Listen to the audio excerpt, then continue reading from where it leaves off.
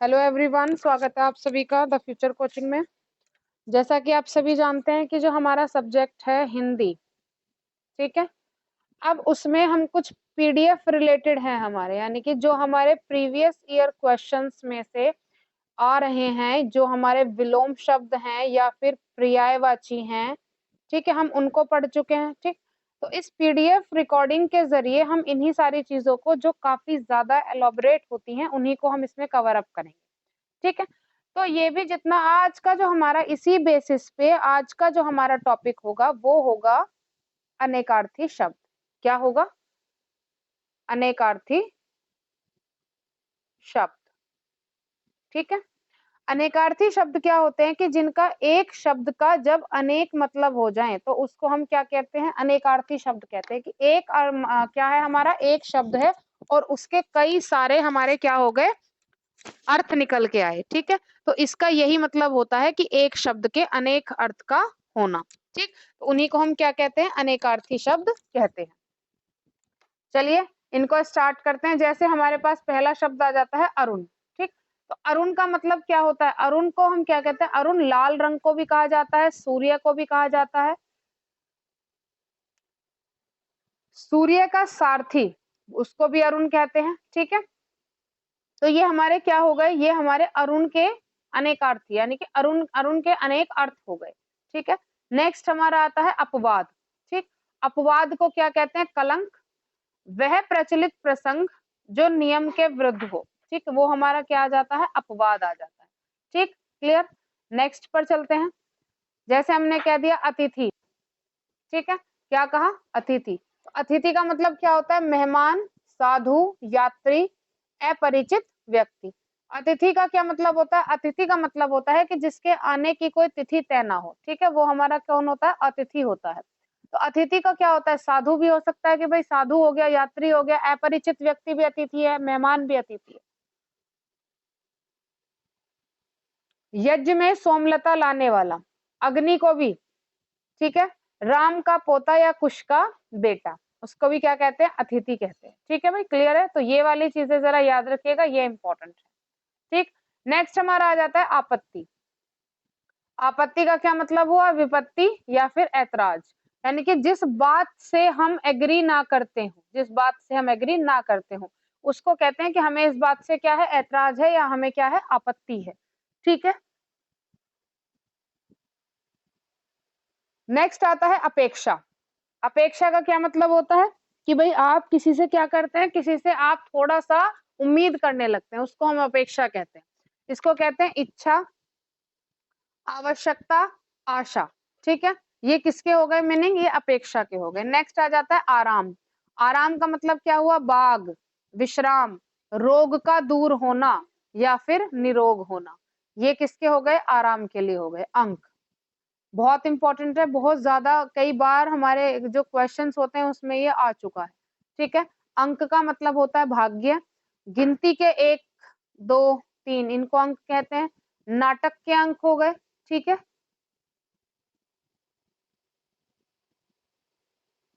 चिन्ह, संख्या या फिर गोद। ठीक, गोद जो होती है ये बहुत ज्यादा, और यही पूछा जाता है अधिकतर, गोद ही, क्योंकि ये अंक से कहीं तक भी मेल नहीं खाता। बाकी सारी चीजों को आप देखोगे तो आराम से क्या हो जाती है? मिल जाती है। भाग्य और गोद, यही दोनों चीजें अलग हो जाती हैं और यही आपको ऑप्शन में मिलेंगे। ठीक है, नेक्स्ट हमारा आ जाता है अमृत, सॉरी अंबर। ठीक है, क्या आ गया? अंबर। तो अंबर से क्या अंबर का क्या मतलब हुआ? आकाश, अमृत और वस्त्र। ठीक है, अंबर को वस्त्र हमने पढ़ा था ना, जैसे दिगंबर कह देते हैं, श्वेतांबर कह देते हैं, तो अंबर को हम क्या कहते हैं? वस्त्र भी कहते हैं। ठीक है, फिर आता है अनंत। अनंत का क्या मतलब हुआ? आकाश, ईश्वर, विष्णु, जिसका कोई अंत नहीं है। ठीक है, आकाश का कोई अंत नहीं है, ईश्वर का कोई अंत नहीं है, विष्णु का कोई अंत नहीं है। अंतहीन, जिसका अंत ही नहीं है, शेषनाग। ठीक है, शेषनाग का दूसरा नाम होता है अनंत। ठीक है, नेक्स्ट हमारा आ जाता है अर्थ। अर्थ का मतलब क्या है? उसका एक तो होता है मतलब, एक होता है कारण, एक होता है लिए, भाव, हेतु, अभिप्राय, धन, आशय, प्रयोजन। ये किसके हो गए? ये अर्थ के मतलब हो गए। नेक्स्ट आ गया अवकाश। अवकाश मतलब जब हम थोड़ा रिलैक्स हो जाते हैं, ठीक है। छुट्टी, अवसर और अंतराल, ठीक। आम, आम, एक तो आम हो गया जो फल होता है, ठीक है। और आम का जो संस्कृत वर्ड होता है वो क्या होता है, आम्र होता है, ठीक है। ये इसका क्या है, ये इसका बिल्कुल शुद्ध रूप है, ठीक है। तो आम का फल सर्वसाधारण को आम, आम जनता, आम भाषा कह देते हैं। रंज, मामूली, सामान्य, ठीक। नेक्स्ट आता है अंतर। अंतर का क्या मतलब है, शेष, दूरी, हृदय और भेद। ये किसके लिए हो गई, ये अंतर के लिए हो गए, ठीक है। नेक्स्ट पर चलते हैं। अधर। अधर का क्या मतलब हुआ, आकाश के बीच का स्थान, ठीक है। धरती और आकाश के बीच का स्थान। जैसे हम कहते हैं कि कोई भी बात है या कुछ भी हमारा कोई कंसेप्ट होता है, वो अपने लक्ष्य तक नहीं पहुंच पाता, तो वो कहाँ रह गया, अधर में रह गया। मतलब मंजिल के लिए हम चल तो दिए अपने पॉइंट से, और ये हमारे लक्ष्य तक हम नहीं पहुंच पाए, ठीक है।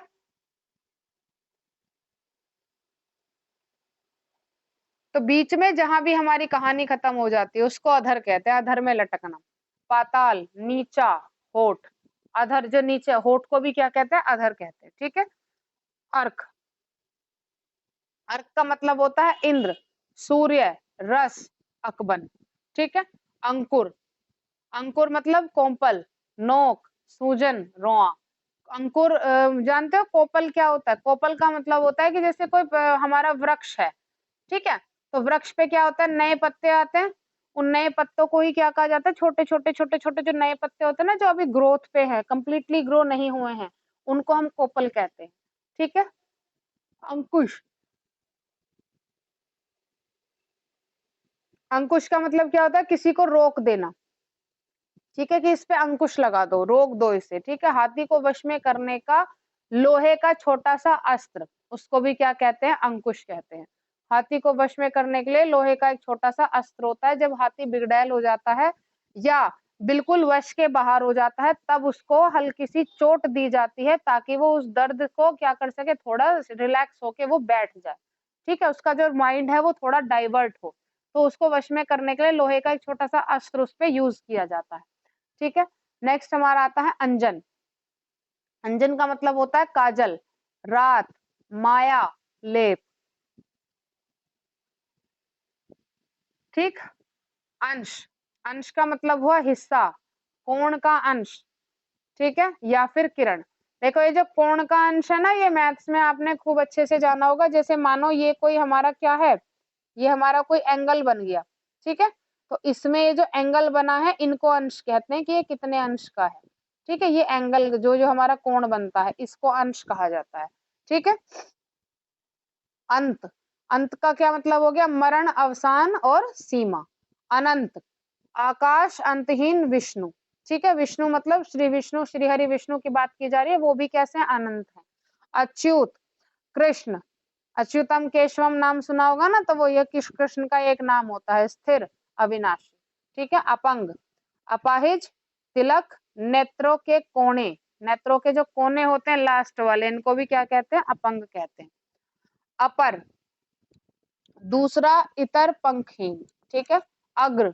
अग्र का क्या मतलब है, पहाड़, वृक्ष, अचल, ठीक। अग्र के भी ये अलग अलग मतलब हो गए, कि पहाड़ को भी अग्र भी कहते हैं, पहाड़ भी कहते हैं, वृक्ष का दूसरा नाम अग्र भी होता है, ठीक है।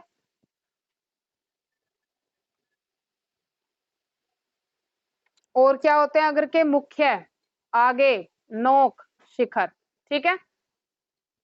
अमृत। अमृत को क्या कहेंगे, सुधा, जल, अमर, सुंदर, ठीक है। अंतर। अंतर को कहते हैं मध्य, हृदय, व्यवधान और भेद, ठीक। अज। अज होते हैं ब्रह्मा, बकरा और दशरथ का पिता, उनको भी क्या, उनका नाम था अज, दशरथ के पिता का नाम क्या था, अज, ठीक है। अब जैसे पिता की अगर मैं बात करूं, तो पिता का अगर पर्यायवाची कहा जाए तो क्या कहा जाता है, पिता के पर्यायवाची को क्या कहा जाता है, जनक कहा जाता है, एक पर्यायवाची, ठीक है। और जनक क्या है, जनक एक नाम है, तो पिता के पर्यायवाची को जनक कहा गया। जनक तो बल्कि एक राजा थे, और जिन्होंने किसकी, सीता इनकी बेटी थी, ठीक है। तो जनक जो थे वो इतने अच्छे पिता रहे थे अपनी पुत्रियों के लिए, तो इसीलिए पिता की जो एक उपाधि दी जाती है वो जनक के नाम से दे दी जाती है। ठीक है, कि पिता किसकी तरह होने चाहिए, जनक की तरह होने चाहिए। ठीक है, तो ये तो पर्यायवाची की बात हो गई, इसको जरा ध्यान रखिएगा। बहुत पूछा जाता है कि जनक क्यों कहा जाता है, पिता का पर्यायवाची जनक क्यों है, क्योंकि भाई वो तो क्या है, एक राजा है। ठीक है, राजा का नाम है जनक, लेकिन उसको पिता की उपाधि दी गई, क्यों दी गई, इसीलिए दी गई थी। अक्ष, अक्ष का मतलब क्या है, आंख, धुरी, आत्मा, पहिया और पासा। ठीक,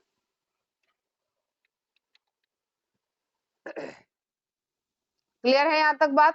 ठीक, अब जैसे अक्ष है तो अक्ष से अक्षु भी आ जाता है, नेत्र आ जाते हैं। ठीक है, तो आंख का जो भी नाम हो सकता है, नेत्र भी हो सकता है। ठीक, तो ये याद रखिएगा। धुरी, सीमा, यानी कि जो एक पोल पॉइंट होता है उसकी धुरी, ये धुरी होती है।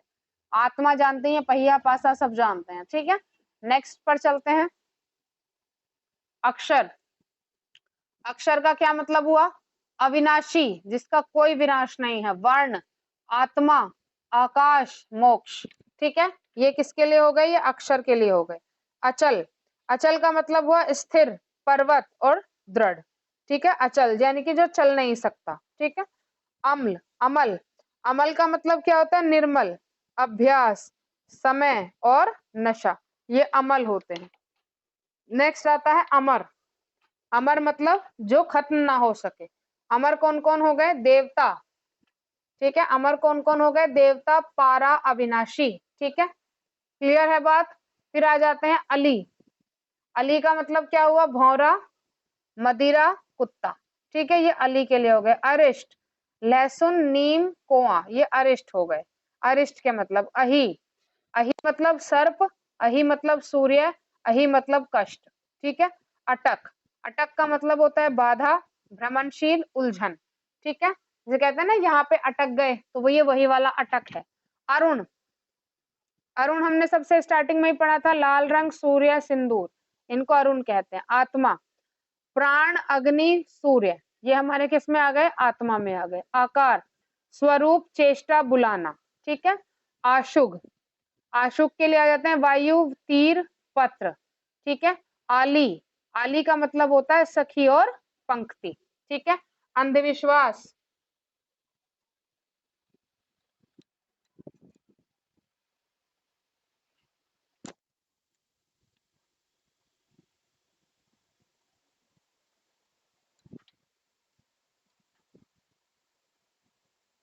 अधिवास, अधिवास के लिए हो गया निवास, पड़ोसी, बस्ती, हट। ठीक है, फिर आ जाता है अनल, अनल का मतलब होता है आग, अनल परमेश्वर, अनल जीव और विष्णु को भी कहा जाता है। अपाय, अपाय मतलब जाना, लोप, नाश, हानि, उपद्रव। ठीक है, अभय, निर्भयता, शिव, निरापद। ठीक है, उसको क्या कहते हैं, अभय। अभिनिवेश, आग्रह, संकल्प, अनुराग, दृढ़ निश्चय। ठीक है, आयोनी, अजन्मा, नित्य, मौलिक, कोख। ठीक, अशोक, मगधराज, शोक रहित, एक, वृक्ष। ठीक है, मगधराज किसकी बात की जा रही है, सम्राट अशोक की बात की जा रही है। शोक रहित, अशोक उसको भी कहते हैं कि जो अशोक का क्या मतलब होता है, ये नाम का मतलब हो गया कि जो शोक से रहित हो। एक वृक्ष, अशोक का एक वृक्ष भी होता है, तो ये अशोक वृक्ष उसकी बात की जा रही है। क्लियर है बात। ठीक है, यहाँ तक किसी को कोई परेशानी, आराम से चीजें क्या है ये याद हो जाएंगी। जैसा कि मैंने कहा था पहले ही कि आपको क्या करना है, इनको जैसे भी आपको सुटेबल लगे, मेरे हिसाब से 3 दिन में आप इन्हें एक बार इनका शेड्यूल बना लीजिए हिंदी के टॉपिक में। हिंदी जैसे आपको रोज पढ़नी है, लेकिन आप 3 दिन में एक बार इनका शेड्यूल बना लीजिए। ठीक है, पर्यायवाची शब्दों का, विलोम शब्दों का, अनेकार्थी शब्दों का, तो ये आसानी से आपको क्या हो जाएंगे, याद हो जाएंगे। यही शेड्यूल रखना अपना। ठीक है, नेक्स्ट पर चलते हैं। आंख, क्या आ गया, आंख, तो आंख के लिए आ गए नयन, परख, संतान, छिद्र। ठीक है, ये आंख का मतलब होता है। नेक्स्ट हमारा आ जाता है आनंद, आनंद का मतलब हो गया खुशी, मदिरा, शिव, एक, छंद। ठीक है, आभीर, आभीर मतलब अहीर और एक राग को कहा जाता है। अगज, हाथी से भिन्न, पहाड़ से उत्पन्न, जो हाथी से थोड़ा सा भिन्न होता है उसको अगज कहा जाता है। ठीक है। और पहाड़ से उत्पन्न हुए को क्या कहते हैं, उसको भी अगज ही कहते हैं। इतर, इतर का मतलब होता है दूसरा, साधारण या फिर नीच, ठीक है। ईश्वर, परमात्मा, स्वामी, शिव, पारा, पीतल, ठीक। इंगित, इंगित का मतलब क्या होता है, संकेत, अभिप्राय, हिलना, डुलना। इंगित का जानते हो, इंगित का मेन मतलब आपको बताती हूँ। इंगित का मतलब होता है, जैसे मैं ये पढ़ाते पढ़ाते हर एक चीज पे टिक कर रही हूँ ना, इसको इंगित करना कहते हैं, ठीक है।